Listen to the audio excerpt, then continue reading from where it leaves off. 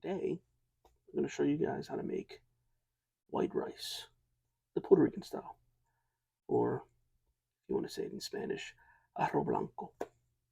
Alright, so here we go. Alright, so I got my colander here.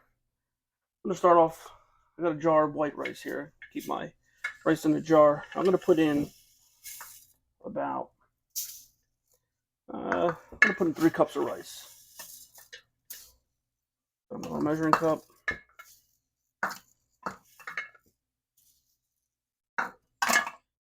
Alright, so now I'm going to give it a little rinse. And all we're trying to do is clean off some of that starch.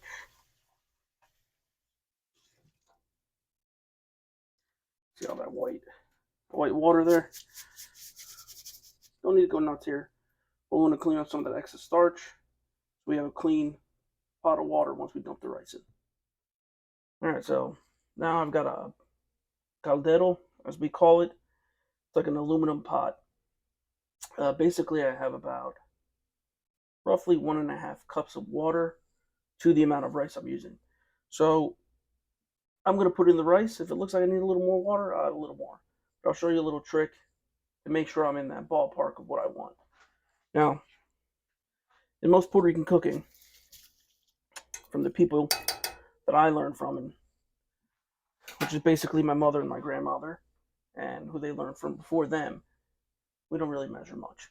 So I'm going to do the best I can to give you some measurements, but if you look here, I got about, let's see, that much. I can spill a spoonful, and this spoon is basically sitting on top of the rice and filling that with water. That's kind of my measurement. You can do some of the recipe when it's not boiling. Stick your finger in, and basically you're gonna get about that top end of your finger, and that's gonna be about the amount of water you want. I'm gonna let this heat up. We're gonna boil. I'm gonna season the water now in the rice. So now, basically, I'm gonna take some salt, and I'm gonna fill my spoon here with about, I would say, roughly a tablespoon of salt. So again, I'm using about 3 cups of rice here. Tablespoon of salt should be more than enough. I'm gonna mix that in. Give that a little thing. Okay. Now I've got some corn oil I'm gonna add to this. We like using corn oil.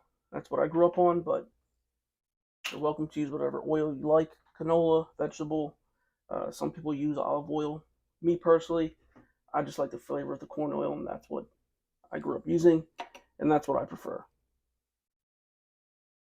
But I'm going to fill this 1 spoonful there, and I'm going to go probably another half. So I would say roughly maybe 3 tablespoons of corn oil, and I'm going to mix that in.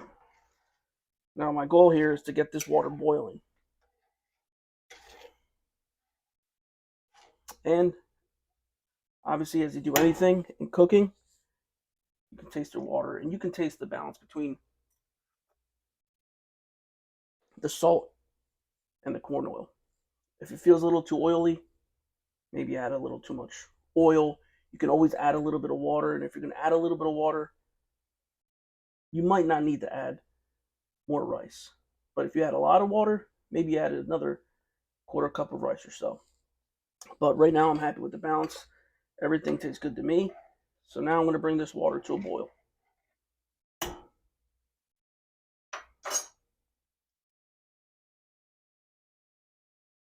There we go. Now we got the water boiling.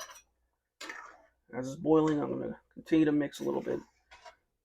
We're not quite at the rolling boil yet, but we're getting there. What's going to start happening is that water is going to start absorbing all that water and absorb that oil. Once it's all dried up, we're going to mound it, and then we're going to kind of let it steam in this pot with the lid on.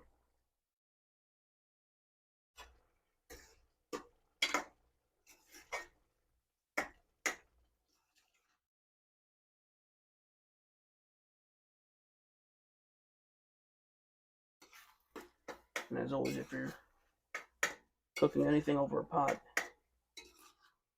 It's essential to have a spoon like this, and you gotta smack the pot every time. It just makes the food taste better. So as you can see here, most of that water has been absorbed, and we're getting to the point we can start to kind of mound it.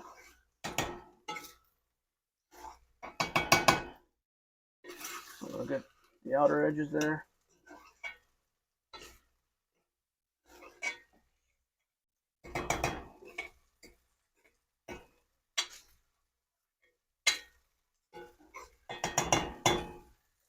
There you go. I have my beautiful mound. See if I can show you good. Now, once you mount it, it's important to turn the heat down. So at this point, I've had it on a high heat. I'm going to put it about as low as I can go. And I'm going to cover it. Mounted. And I'm going to cover it. And now we wait.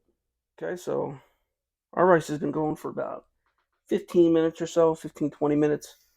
So all I'm going to do now is I'm going to take this lid off and I'm going to turn it.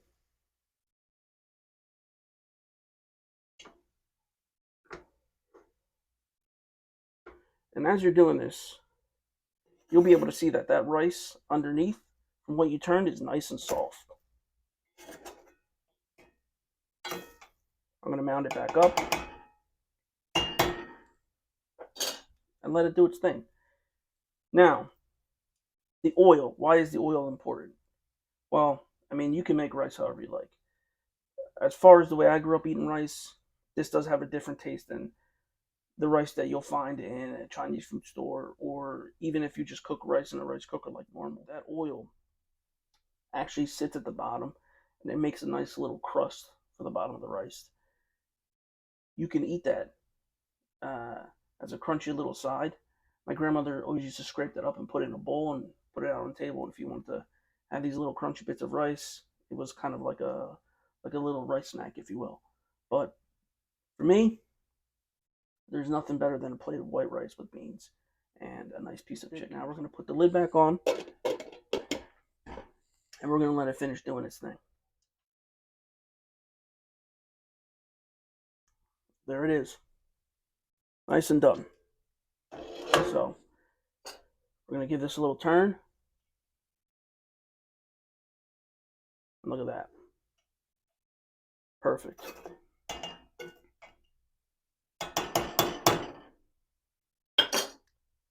Now I got a fork here. I'm going to give it a little taste. You don't need to fluff it or anything like that. I just want to give it a little try. Look at that. Perfect.